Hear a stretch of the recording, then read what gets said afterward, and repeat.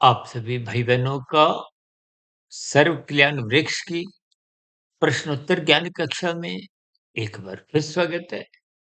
आज की चर्चा में किसी भाई बंधु ने एक शब्द गीता में जो कि भगवान श्री कृष्ण जी ने अर्जुन को अलग अलग ज्ञानमय स्थितियों का ज्ञान देते हुए अंत में क्या कहा था कि तेरी मर्जी। इस मर्जी पे ही किसी भाई बंधु ने एक प्रश्न रखा है। देखिए, मनुष्य जोनि एक स्वतंत्र जोनि है, अन्यथा कर्मफल सिद्धांत अपने आप में ही अर्थहीन माना जाएगा। यदि आप और हम अपने कर्मों को करने में बंध जाते हैं, बंधने का अभिप्राय कि आपको कोई विकल्प नहीं है। देखिए, ये 3 गुण तमोगुण, रजोगुण, सतोगुण ये एक विकल्प है। आप तामसी भी बन सकते हो, राजसी भी और सात्विक भी। और परमात्मा को पाने का मार्ग चुनते हुए साधना भी कर सकते हो। तो मनुष्य योनि को देखिए, कर्म योनि और साधना जोनी का एक अवसर के साथ जोड़ा गया है। वहाँ पर हम कोई बंधे हुए नहीं है। बंधे हुए होते तो देखिए, ये जो आज उग्रवादियों ने जो निर्मम हत्याएं भारत के जम्मू कश्मीर राज्य में पहलगाम में की हैं, तो ये संभव ही नहीं। परमात्मा तो उन आतंकवादियों के भीतर भी बैठा है, वो उनको रोक सकता है, लेकिन कर्म करने की आपको में स्वतंत्रता है।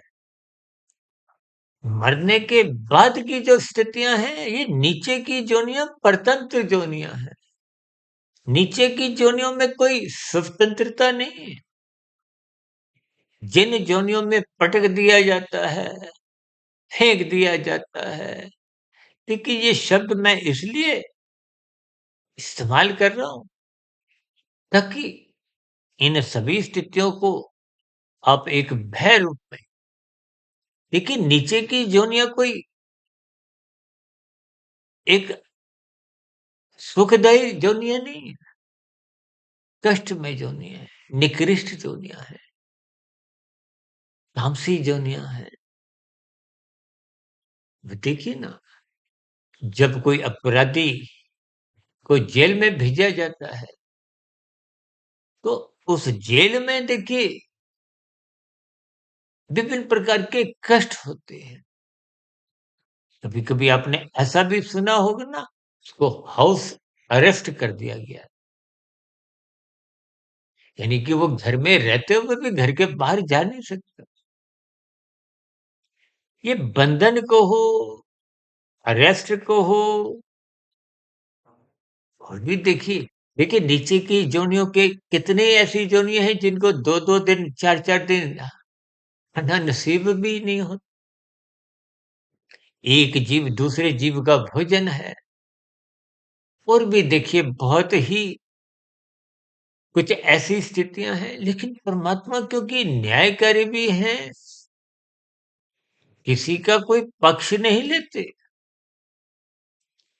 लेकिन परम दयालु होने के कारण अनादि काल से प्रकृति के नीचे की जो 80 लाख प्रकार की जोनियां हैं, उनको क्रमशः अच्छेद रखा है। अब देखिए ना, 20 लाख तरह की तो वनस्पति जोनी, अब वो तो चल फिर भी नहीं सकती। हमारा भोजन है। मेरा एक व्यक्तिगत ऐसा मानना है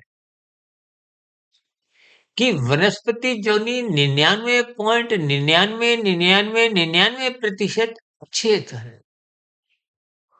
आप एक फूल तोड़ो, आप कोई पौधा तोड़ो, वृक्ष कटते हैं, को कोई पीड़ा नहीं होती। देखिए, स्थितियों के आपने भावार्थ समझने हैं, क्योंकि इन सभी स्थितियों को, क्योंकि वनस्पति जोनी आपके हमारे जीवन का आहार है।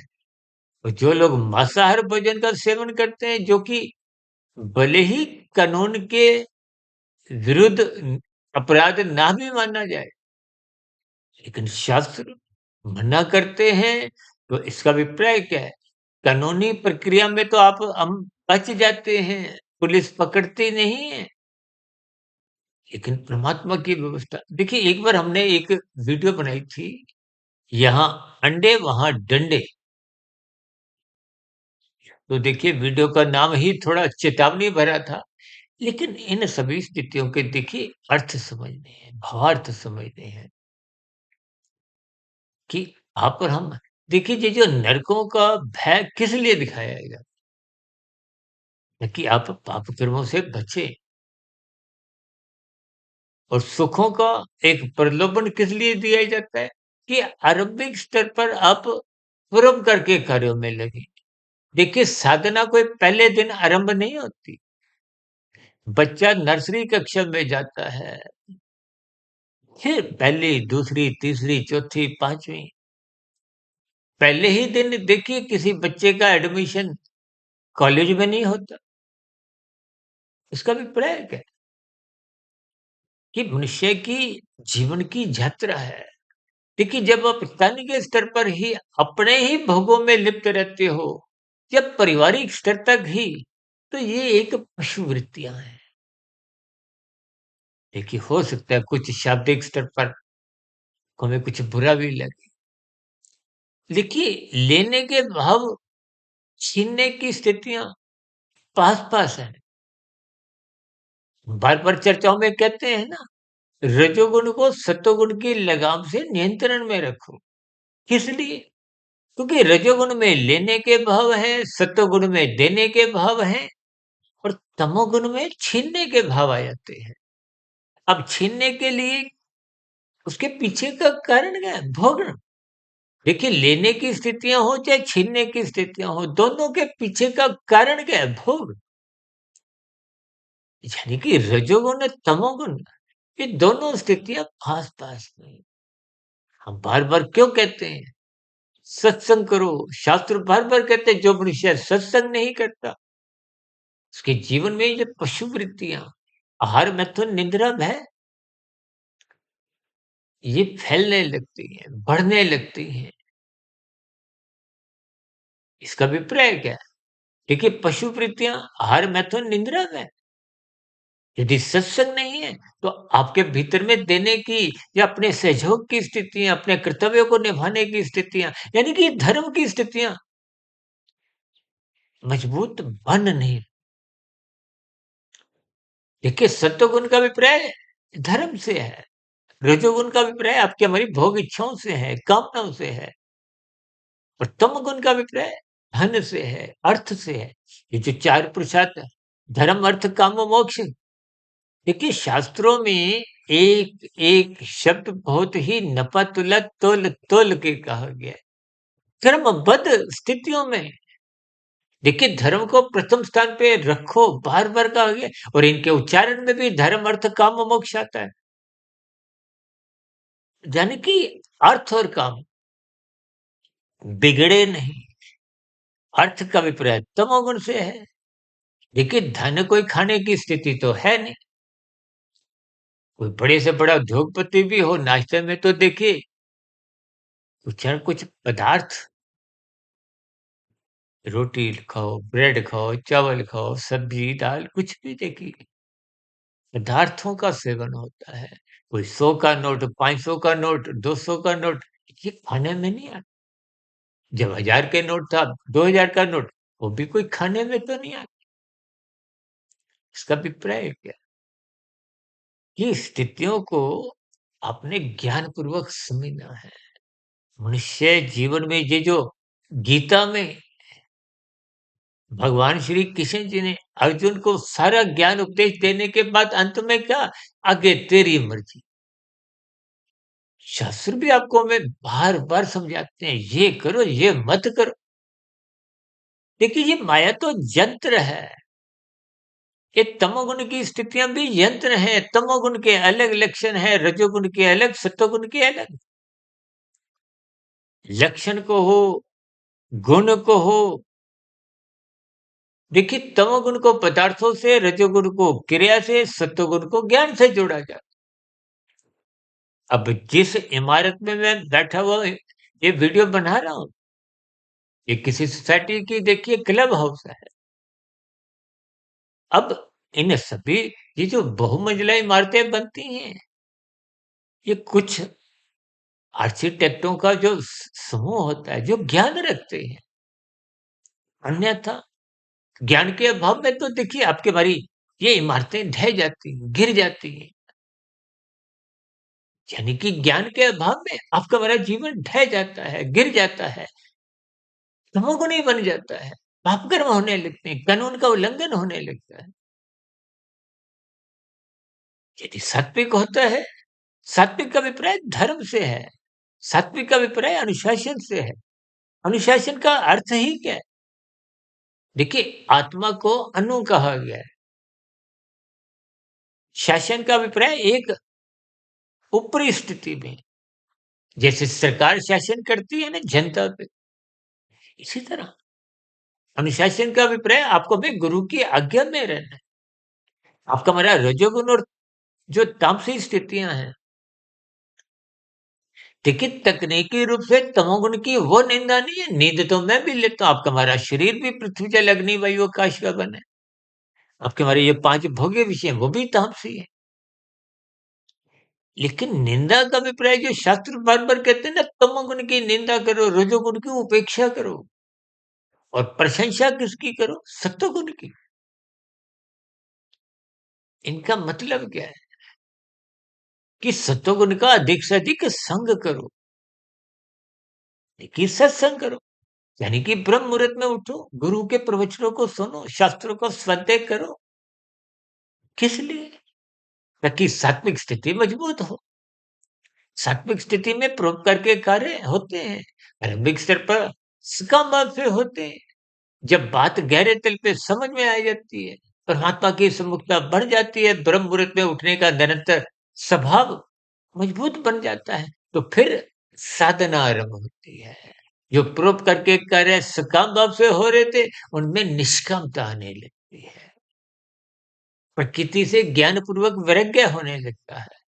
तो फिर कर्म फल सिद्धांत की परिधि से आप और हम बाहर हो जाते हैं। कर्म के साथ जो फल था, अब फल की इच्छा नहीं है, कर्म तो हो रहा है, तो कर्म के साथ जोग लग जाता है। अब आत्मा और परमात्मा की सभोक्ता बन गई। इन सभी स्थितियों को देखिए, गीता में कर्म योग, ज्ञान योग, भक्ति योग की स्थितियां इसीलिए समझाएगी। और अंत में भगवान श्री कृष्ण जी ने कहा ना, जैसी तेरी इच्छा। हालांकि ये भी कहा कि जैसा आपका स्वभाव है, तुम अगर युद्ध नहीं भी करोगे तो तुम्हारा स्वभाव ही तुम्हें जोर जबरदस्ती से उस युद्ध में झोंक देगा। देखिए, मेरे आपका जो स्वभाव है, संस्कार है, ये लगभग 90-95% कर्म जो आपके हमारी दिनचर्या में होते हैं, जैसा जैसा स्वभाव बन जाता है, संस्कार बन जाते हैं। अब देखिए ना, जिसके बुरे संस्कार हैं, जो बलात्कार करते हैं, हत्या करते हैं, घिनौने जघन्य अपराध करते हैं, ऐसे मनुष्य बहुत ही बुरे संस्कारों से ग्रस्त होते हैं।